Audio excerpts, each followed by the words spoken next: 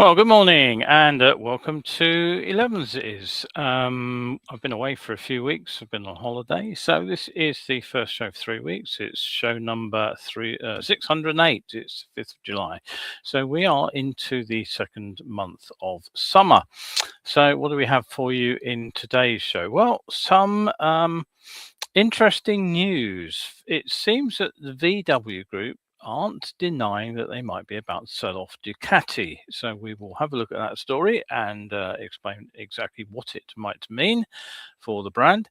Bennetts, the insurance group, appears to be on the brink of being sold to a US insurer called Hagerty, a 4-strong Bristol bike theft gang. They stole £1 million worth of motorcycles in just a couple of months. A hit-and-run rider has left a 90-year-old Plymouth man seriously injured. A 4-year-old has been injured by another hit-and-run rider in South Shields. We'll look at some UCAN world news in brief, and then we'll switch some motorcycle news. The first one actually is not a motorcycle. It's a supposed supercar with a superbike riding position, and we'll ask just why anybody would bother. Then we'll have a look at a story that's doing the rounds about a new super alloy which apparently could revolutionize motorcycle frames, and ask whether that's likely to happen. And then we'll have another story which is largely speculative, and this one is about the e-compressor that Honda have been showing off with their new 900 V3, and it's apparently set to go to be fitted to a range of their bikes. Is that likely to happen in reality? And KTM, they are phasing out their demo mode after rider backlash. That's not speculation, that's really happening. And Moto Guzzi have unveiled a new 500, but sadly it's not a V-twin. And in depth today, an investigation is underway, inquest in Norwich, after a fatal trip on a organised trip to Spain. I mentioned that, and I will have a look at that and be asking about the safety operation of trips and who exactly is responsible for safety. So a lot of interesting stuff to go through today. So settle yourselves down, grab a brew, pull up a chair, and stay with me for the next 45 minutes or so whilst I go through these stories one by one. Right, okay. Let's start with an interesting story here. If I can actually get the photo up again on screen.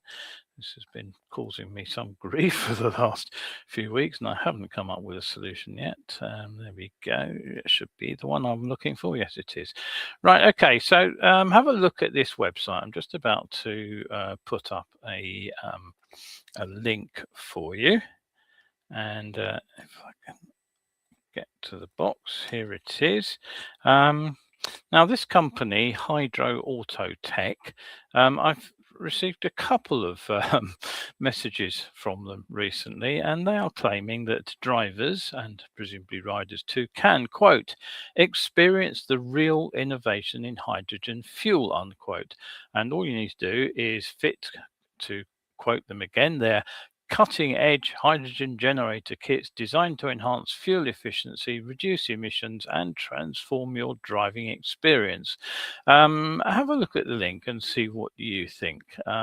You know, the thing is powered by electricity, which comes from the battery. But as you know, the battery is charged by the engine, and if the alternator is charging the battery, there's a drag on the engine. So the engine consumes more petrol to generate the hydrogen which is supposed to enhance fuel efficiency, reduce emissions, and transform your driving experience. So it looks to me rather like the old perpetual motion machine.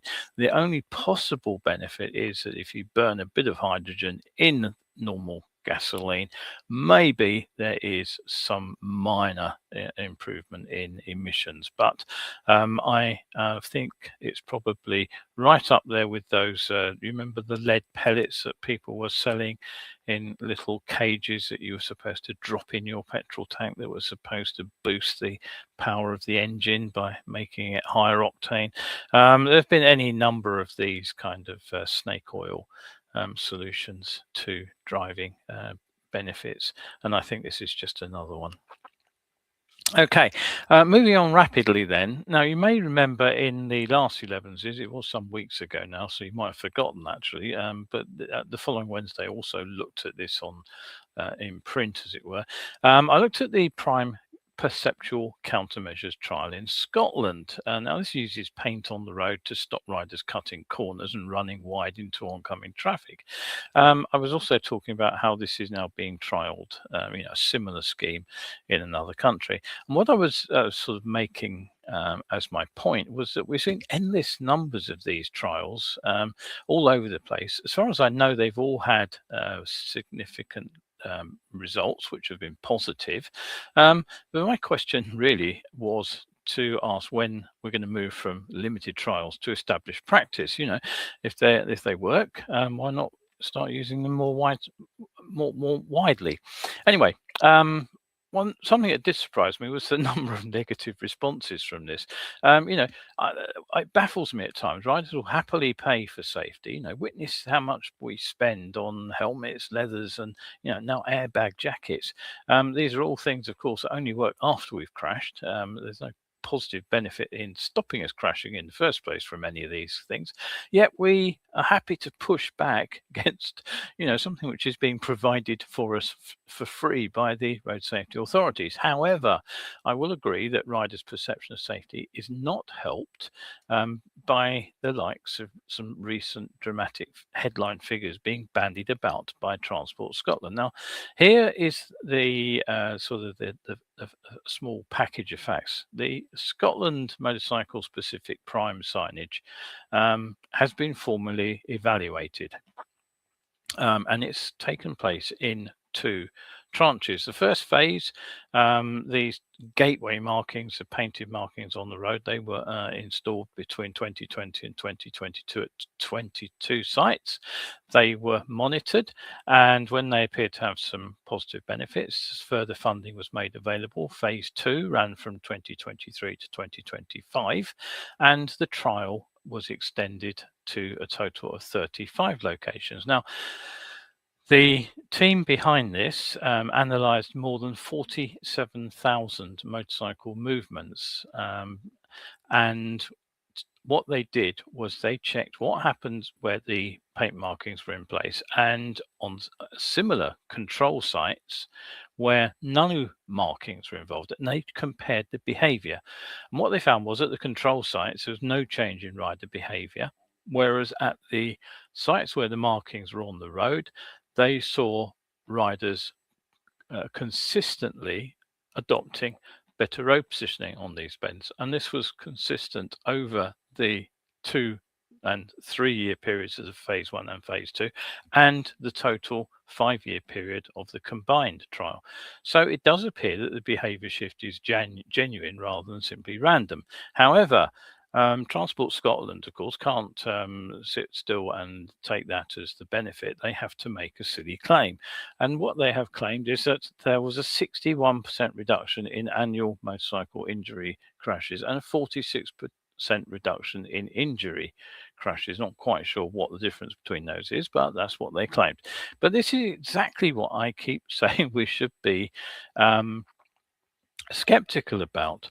Now, the first thing to say is that the sites chosen for the phase 1 trial and the phase 2 trial, come to that, were not random bends. They were pre-selected as high-risk accidents cluster sites. So historically, motorcycle crashes had occurred on those particular bends. And now we come to the small numbers problem. Now, Scotland has thousands of miles of roads. Crashes happen everywhere, yet only result in around 30 fatalities per year over the trial period. Now, this is over the entire Scottish road network. So that includes the big cities like Glasgow and Edinburgh, as well as the remote rural roads. Now, the prime markings, of course, they rely on this sort of nudge psychology at these specific bends, left-hand bends, where they've been put in place, but they don't protect against other common crashes, which involve, a vehicle pulling out from a junction that's hidden round the bend, or an overtake that goes wrong. And since the total number is around 30 per year of fatal crashes, you can sort of have a guesstimate about what the sort of number of serious crashes is. It's probably about 10 times that many. That would be fairly typical. The actual chance of a crash happening on a specific corner in any one year is close to zero. Even those trial sites which were pre-selected. So it's not about saving those, reporting those big statistics. And in any case, it leads us to another problem, and that's regression to the mean. If you choose a trial site because it has had an unusually high number of crashes in the years immediately before the trial, and I emphasize the word unusual, the crash rate will naturally tend to drop closer back towards the national average, even if you do absolutely nothing. That's just the way stats work. So, decoupling the sort of lives saved by the intervention from this statistical variation by sort of making absolute collision counts over short timelines, it's incredibly difficult. And what you risk is dressing up a small volatile sample size as a definitive 61% improvement. And when you do this, the road safety establishment actually weakens its own argument. The facts are this: that the riders consistently took wider, safer approach lines into these left-hand apexes away from oncoming traffic. It significantly lowered the risk of head-on collisions, and there was a measurable reduction, this is interesting, in late panic braking on the approach to bends, and riders were actually slightly slower through the corner itself. So, you don't need to rely on the sort of manipulated crash statistics and a shaky headline percentage. The real facts are that Project Prime has got these thousands of real world videos proving that the markings do nudge motorcyclists into taking safer lines through difficult blind bends. And it's this measure of behavior change that really matters. And frankly, it's one of the few evidence-backed interventions that can be seen to work. If only Transport Scotland didn't try to dress it up in big, flashy numbers.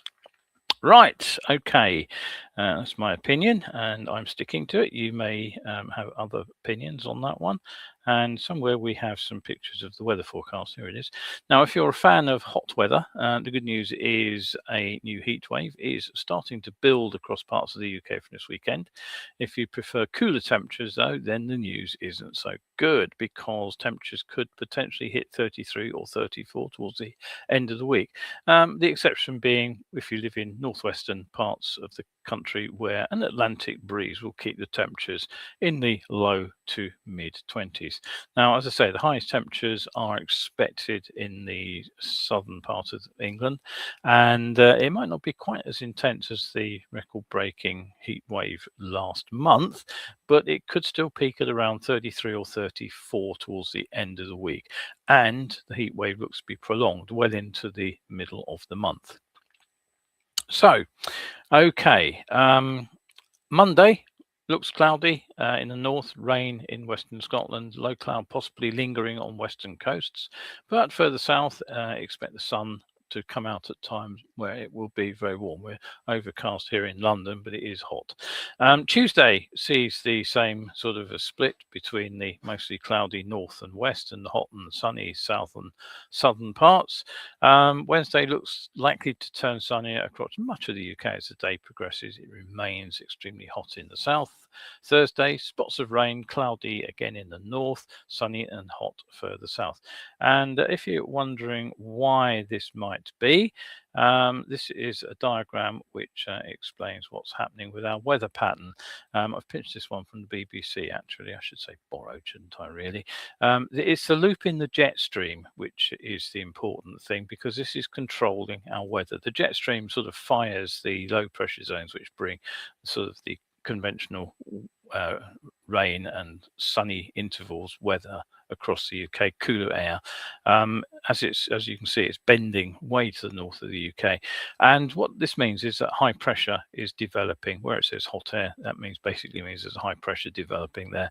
And as you can see, the temperatures are rising, and they'd be very unpleasant indeed across much of mainland Europe. Right, okay, so that's what's in control of our weather at the moment. So let's move on to some news. Well, the first story is this, that the VW Group, Volkswagen, they are undergoing some restructuring. And a report in the Financial Times says that internal and external advisors have been urging the company to sell off parts of its global portfolio. Now, this comes just a few weeks after the CEO, Oliver Blumer.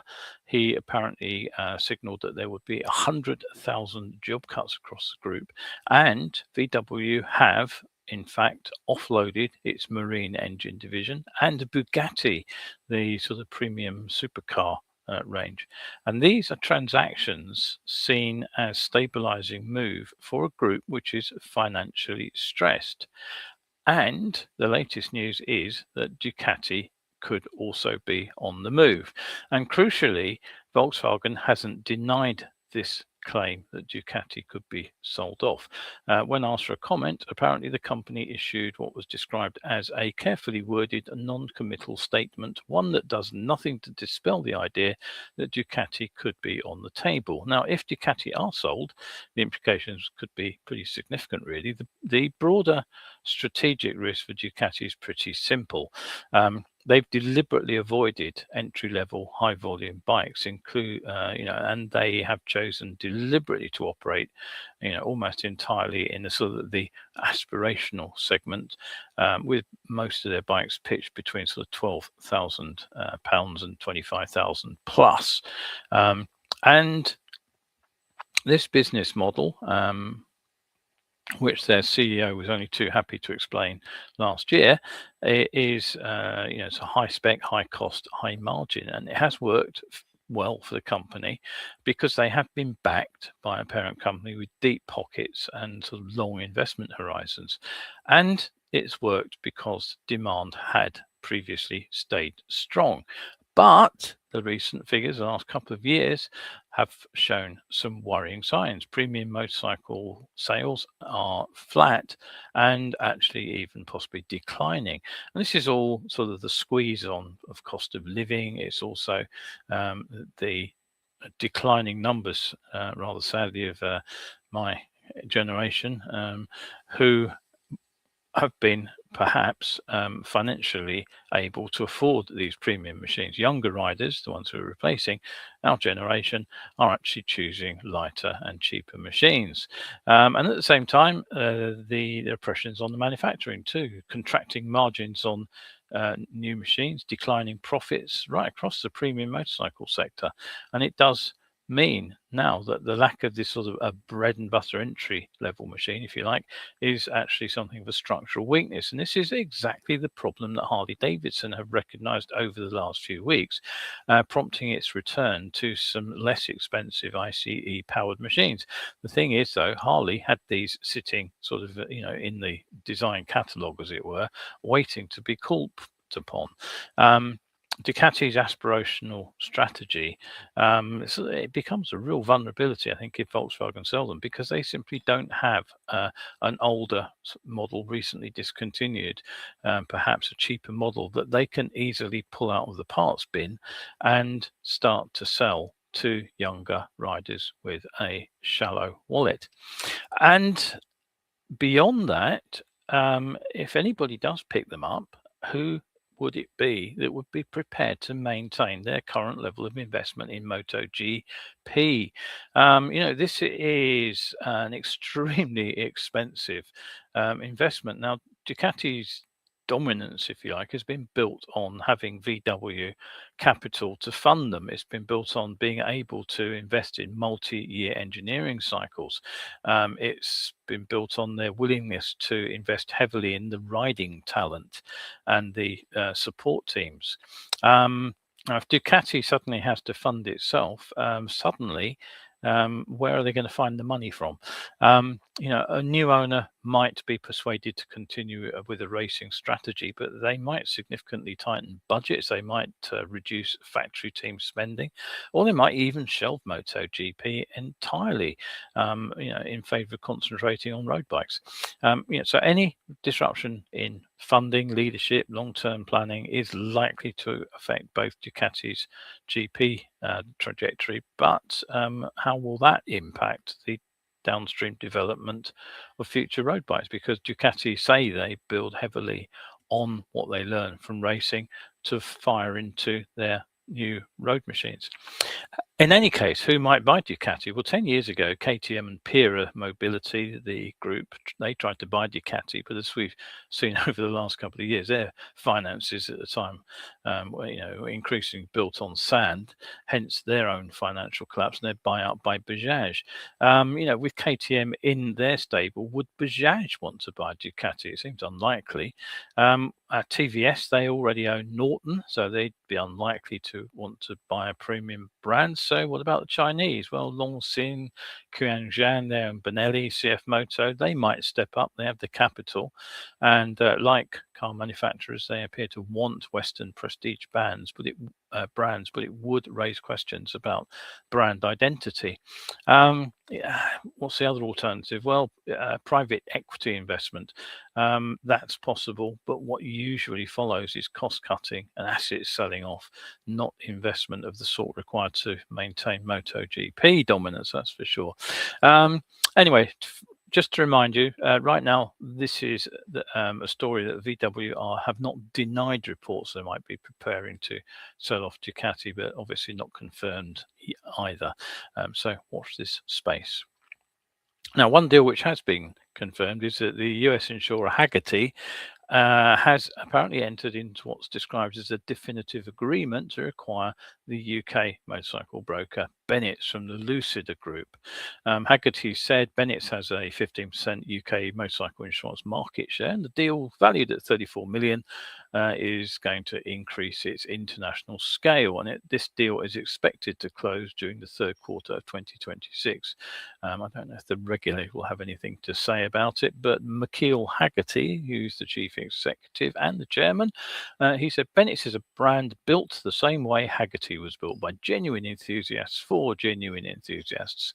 And he enthused about the 100,000 community members from Bennett's bike social platform, decades of trust in the UK motorcycle market, and disciplined, low frequency a book, that's the insurance undertakings, makes a natural extension of everything we stand for. I suspect riders who hold insurance with Bennetts will be more interested in what it means for them in terms of premium. The UK motorcycle insurance market has been contracting for years. Fewer underwriters willing to take on what's generally seen as a high risk, low margin segment. And frankly, the sale of a US to a US based firm seems unlikely to promise anything positive for the policyholders. The changes like this almost inevitably mean the price goes up.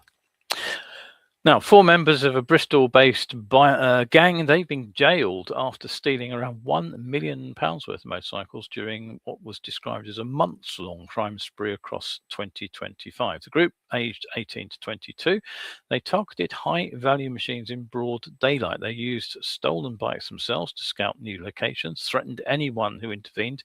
They even kidnapped and assaulted a 15-year-old they wrongly believed had taken one of their motorcycles. Presumably that's one they'd already stolen. Anyway, at Bristol Crown Court, they received a 24-year sentence combined between them. The ringleader, one Marshall Thomas, was jailed for 10 years. Police described the offenders as brazen and gloating because they boasted about their crimes on social media. They apparently thought they were invulnerable. And they caused, of course, significant financial and emotional harm to victims. Right, quick break while I take a sip of tea. As always, can I ask you to take a moment to like and subscribe to this show if you've not already done so? Every click helps other motorcyclists discover my content, or simply share the word the old-fashioned way by telling your riding buddies about Elevenses. They can watch on catch-up. Remember, my latest riding skills articles are always free, and you can get all the links delivered weekly to your email inbox by subscribing to my newsletter at survivalskills.substack.com. Or you can use this QR code to jump straight to it, when the show's over, of course. No spam, and if you don't like the content, unsubscribe at any time. Right, okay, having wetted my whistle, as it were, I'm back. A 90-year-old man has been seriously injured after being struck by a motorcycle in Plymouth. Police are searching for the rider who fled the scene, leaving him with potentially life-changing injuries. Police are appealing for witnesses, dashcam footage, and any information that could identify the rider. Meanwhile, in South Shields, a 4-year-old boy was taken to hospital in similar circumstances. He was hit by a motorcycle, and the police there are appealing for the usual witnesses and CCTV or dashcam footage to try to trace these bikers. A UK motorcyclist, he was caught 160 miles per hour plus, the highest motorcycle speeding offence in West Mercia for half a decade. Another motorcyclist caught at 178 miles per hour on a dual carriageway. He's facing a potential ban, with the judge explicitly seeking the most appropriate way to remove him from the road. And he has apparently suggested that there might be a possibility in imposing a longer ban on riding motorcycles than on driving cars, which would be an interesting development. Now, this incident happened in Scotland on the A92 dual carriageway near Dundee, and the sheriff in the Dundee court described the rider as grossly irresponsible and posing a serious and extreme risk, rather, to other road users.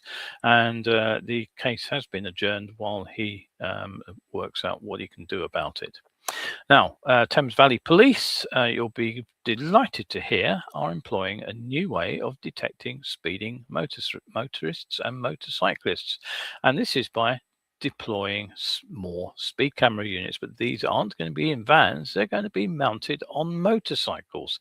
And this is a genuinely novel development. It said the motorcycle units will be able to reach places the vans can't, and they say it changes the enforcement landscape because they'll be able to park up on the sort of rural and urban roads where riders, they say, often feel invisible to traditional camera van placement. It'll also be a damn sight more difficult to spot. Sadly, 10 people were injured, several critically, after a motorcyclist lost control and ploughed through a crowd in a Brooklyn park. This was the Corporal Thompson Park. He entered it at speed, struck multiple people, and only came to a stop after hitting a fence. Emergency services attended. 10 victims were transported to hospital, including children, and injuries ranging from fractures to head trauma. The motorcyclist was taken into custody, and the NYPD say charges are expected as investigators review the CCTV and witness statements. And the incident has reignited local concerns about illegal riding and speeding in New York's parks, an issue residents say has been escalating all summer. Here's an interesting story. This one is from the Netherlands, where Dutch toll inspectors say they have begun stopping motorcyclists on the spot to check whether they have paid a new motorcycle toll for the Westerschelde tunnel. Don't actually know where that is. Reports say it suggests that riders have been deliberately avoiding payment. So the organisation running the tolls and local police, they have been stopping bikes at the tunnel exits, verifying whether they have actually paid the tolls, and on-the-spot fines issued immediately for non-payment. Authorities have said that the compliance has been significantly lower amongst motorcyclists than other vehicle groups. And this is part of Netherlands' transition to wider digital road price. Start again. This is part of the Netherlands' transition to wider digital road pricing systems. Now, in Spain, for the first time ever, a Chinese scooter has taken the lead in sales. It's dethroned the sort of long dominant Japanese manufacturers, in the 125 segment. Now, if this pattern is to be continued, it will begin to signal a structural shift here, major buying change in European small capacity motorcycle buying behavior. Steve McQueen's rather bigger 1931 Harley Davidson VL sold for £75,000 at auction, and it's one of the latest machines to surface from the late actor's famously vast personal collection. Now, this bike has been restored, but it still carries McQueen's ownership paperwork, so it drew heavy bidding thanks to its rarity and its provenance. But it's a kind of you're starting to see sort of Steve McQueen connected motorcycles being sold almost on a weekly basis, and at some point they will run out of them, and the provenance is sometimes being stretched very thin as sellers try to attach his name to anything he might have once touched. Here's an interesting story as well.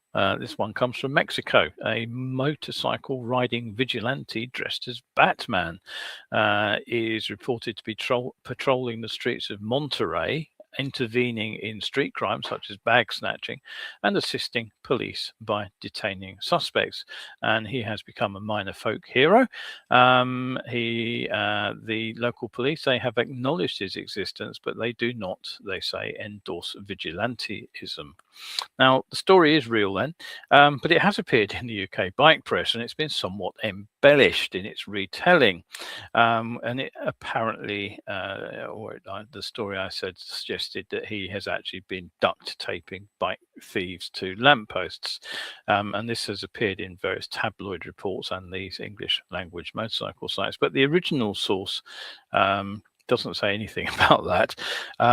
Where it appears to come from is a social media video which showed pictures of a Batman figure alongside an individual taped from sort of shoulder to ankle to a lamppost. But this has not been apparently authenticated as genuine by the police.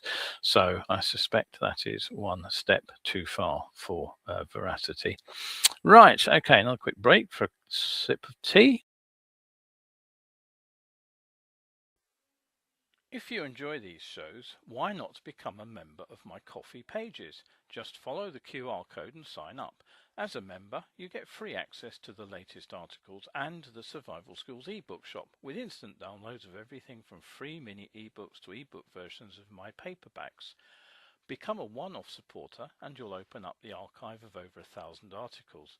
If you buy me a monthly cuppa as a subscriber, there's even more content to enjoy. Right, at this point, I normally try to remember to thank my supporters from the last week, but in fact, I've got 3 weeks to talk about. And so, thanks to James, Barry, Hallam, Debbie Does Driving.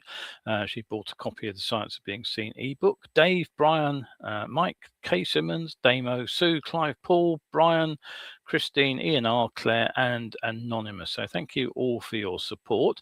And even as I've been on screen, live on the show, I can thank David, who has just supported me via my Ko-fi pages. So thanks to all of you. Much appreciated. It all keeps these shows coming. Right, so where are we now? Well, we're moving on to the next part of the story, which I seem to have managed to lose. Right, I will get back there. I've just completely forgotten what I was about to talk about. Here we go. I'm here. Almost found it.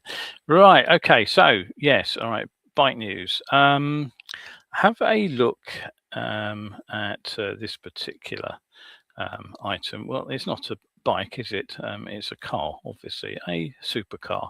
But look closely in the cockpit. I'll just zoom in and give you a clearer view. Can you see what appears to be a motorcycle figure sort of placed over the steering wheel?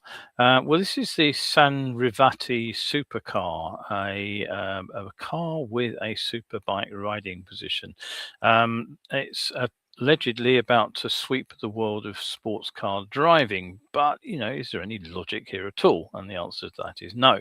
Once you look past these sort of glossy renderings, this sort of is a design studio fantasy, has no rationale behind it at all.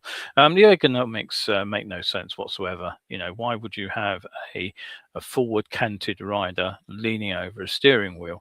The leaning onto the handlebars makes compromises motorcycle steering. Can you imagine braking it with a supercar, 4 tires and 4 brakes, the pressure acting on the rider within that cockpit, and how it would compromise their ability to steer the vehicle? So this is a design exercise. It's not a vehicle that's ever likely to appear even as a prototype, and it's basically a sort of a CGI produced for social media, and nothing about physics behind this at all. It's sort of masquerading as a sort of future transport strategy, and it just borrows the sort of motorcycle image there to look edgy, not because it works. Similarly, you might think that a new Wonder material is about to change the way motorcycle frames are developed, if you've been reading some online platforms. So what's happened is a research team from Monash University, which is in Australia, they have developed what is being described as a new super alloy. And it's said to be significantly stronger than steel, more deformable, which presumably means it's easier to bend to shapes, but at the same time, it's highly resistant to fatigue and corrosion. And this involves new alloying process, and this appears to allow the molecules to arrange themselves into a sort of a more uniform structure. And this is what helps reduce weaknesses in metals itself. This is always a problem with making an alloy.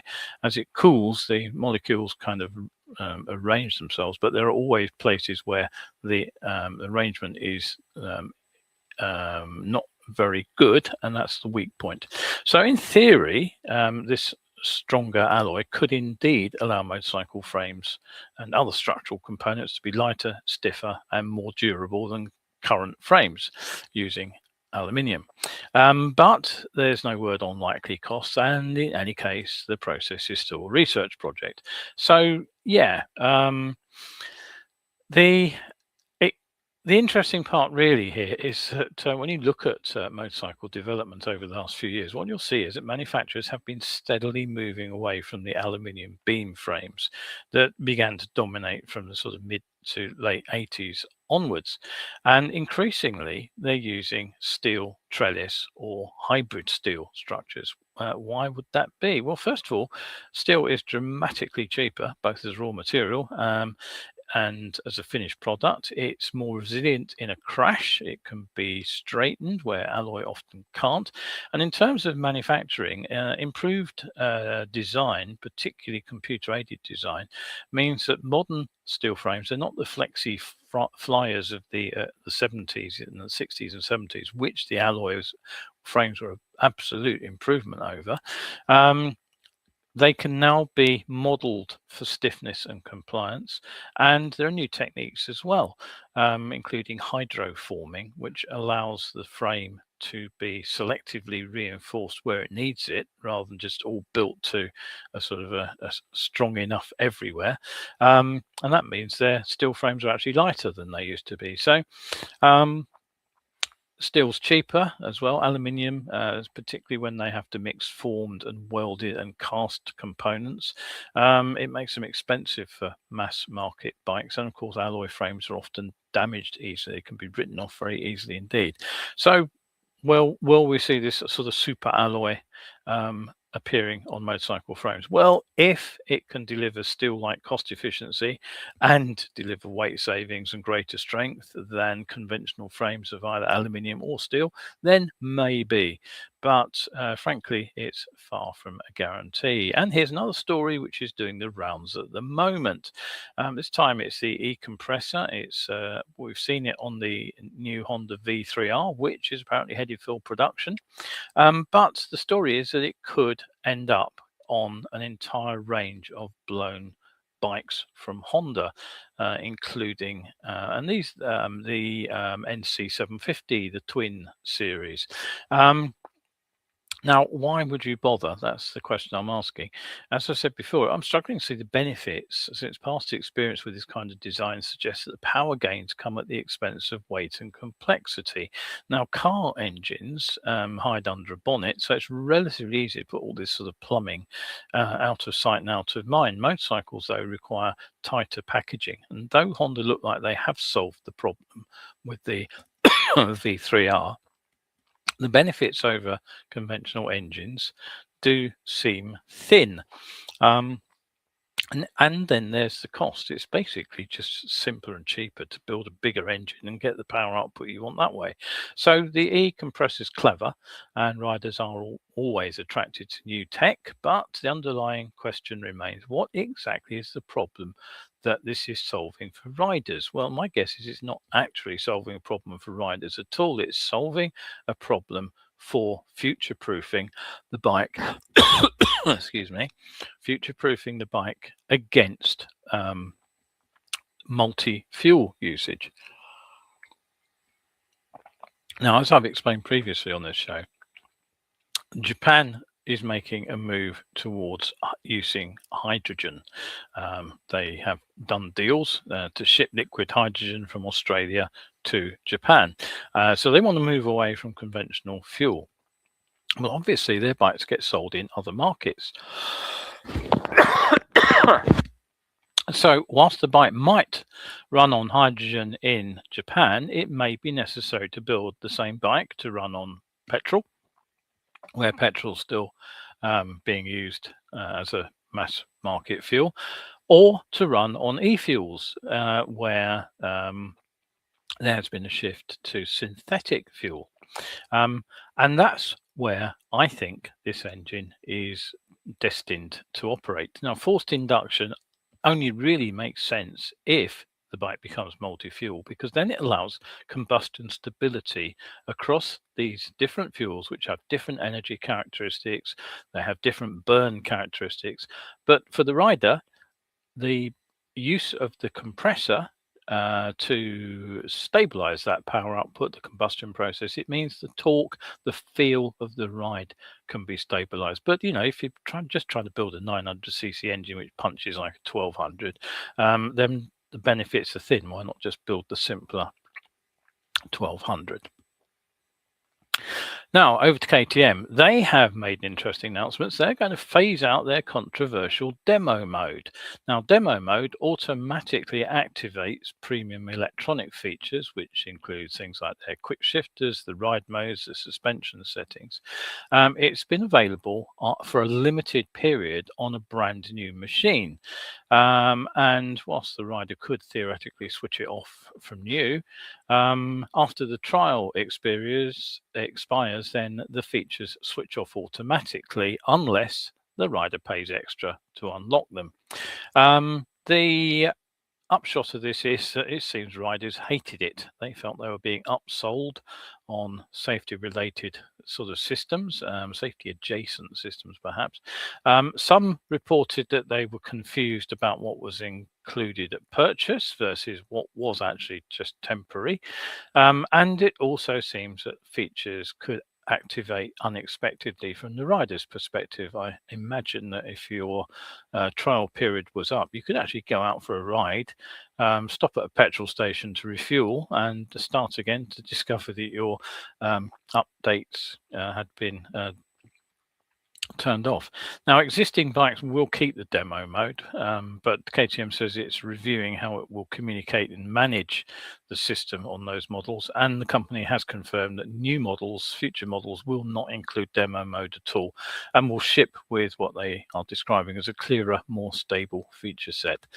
So this makes KTM the first manufacturer of motorcycles to publicly retreat from this software locked feature models. Other manufacturers which have been using it include KTM and Zero, to my knowledge. It's been creeping over from the car industry, where there is also a growing backlash, especially against the use of over-the-air updates when they interfere with basic usability. And a notable case involved a report of a driver whose car locked itself into a 2-hour over-the-air update mid-journey, leaving them stranded until the process completed. Now, incidents like this, plus the sort of demo mode features that turn off, they do open up, I think, should be a serious debate about software dependency in vehicles generally, and the safety risks that when these updates occur at potentially the wrong time. Right, okay, if I manage to get the right picture up, that's not it, we've just seen that one, this is it. This is a new Moto Guzzi. It's the Trip 500, a new A2 license-friendly retro naked. Now, when I heard about this, I got quite excited because I had a mental picture of a sort of a revised, up-to-date version of the old 80s V50 machine, which you may recall had an across-the-frame air-cooled V-twin motor, but with a shaft drive. Alas, the bike is nothing of the sort. It actually is powered by the 457cc liquid cooled parallel twin, which has been lifted from another Piaggio group manufacturer, Aprilia. It powers the RS 457 and the Tuono 457. What the Guzzi gets that's new, though, is the chassis, apparently built around a steel frame, upside down fork, single front disc. It weighs around 160 kilograms, which is pretty light, actually. Puts it in the same sort of performance envelope as the new RE Hunter 450 and the sort of Honda CB500F, which has been around forever now.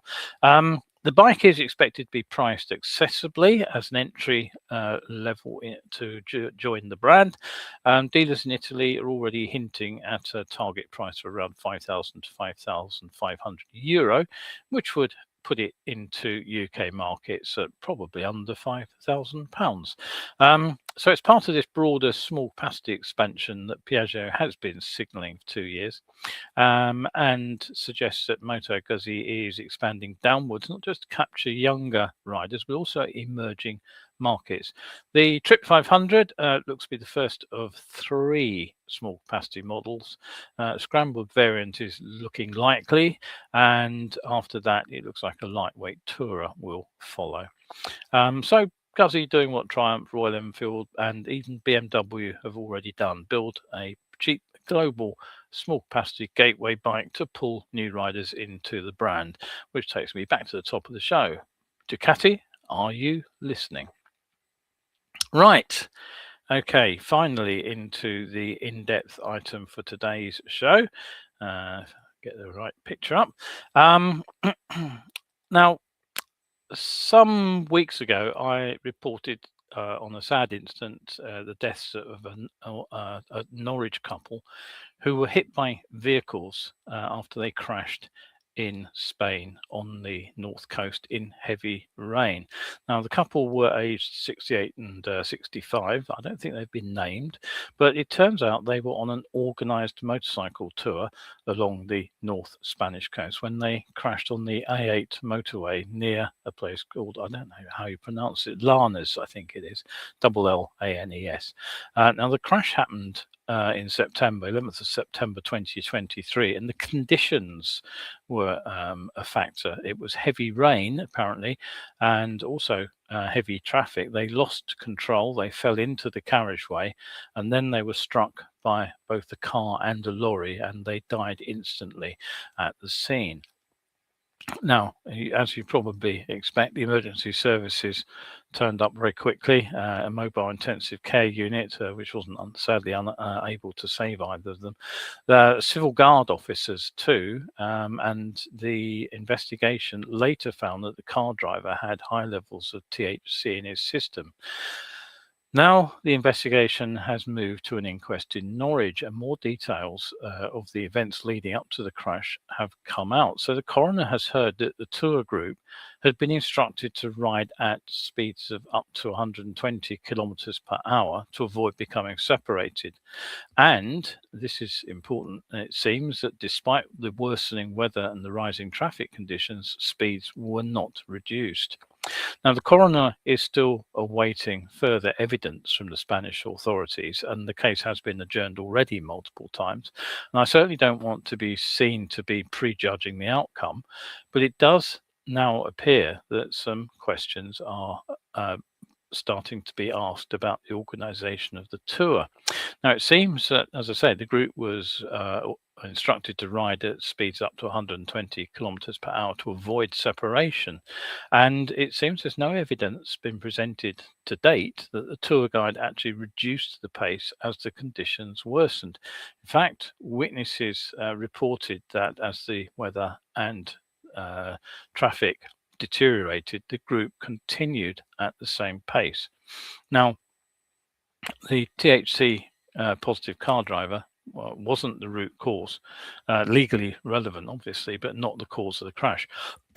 The couple had already lost control before they were struck by the car and the truck. And this all points back to the speed, the conditions, and group riding pressures. Now, it seems pretty inevitable to me that attention will now turn to the tour operators' risk management protocols. Questions like, whether riders were actually briefed on whether specific speed adjustments. Questions I suspect will be asked about the tour guide himself or herself. Now, whatever the inquest does discover, one conclusion is pretty obvious. On any kind of group ride, whether you're up on an informal run with a group of mates, or whether you have joined a guided tour and paid good money for that, it really comes down to the attendees, us as individuals, to make our own informed decisions about how to ride at all times, particularly if the conditions deteriorate. Simply put, if the group's riding is too quick for you, then slow down to your pace. If that causes organizational difficulties for the group, that is down to the guide to sort out. No one ever should ride at a pace which puts them at risk just to conform to the group's movements, and indeed specifically not to any organizational requirements that the tour guide may lay out on you. Right. Okay. So it's time to wrap up the show. But before I go today, if you have found anything in this show useful, do consider heading over to my Ko-fi page and dropping me a line over there, and maybe even buying me a cuppa. So that is it for today. Thanks to everybody who's been looking in, either live or on catch up. You've been watching me, Kevin Williams, of Survival Skills Rider Training. This has been Elevenses. Make a date to join me on the next show, which may be on Saturday next week. There's a reason for that, which I'll explain at the time, but look out for the announcement. It may be at 11 o'clock on Saturday rather than on Sunday. Anyway, if you are out there enjoying your ride on the bike today, stay shiny side up, stay cool, and I will see you next time.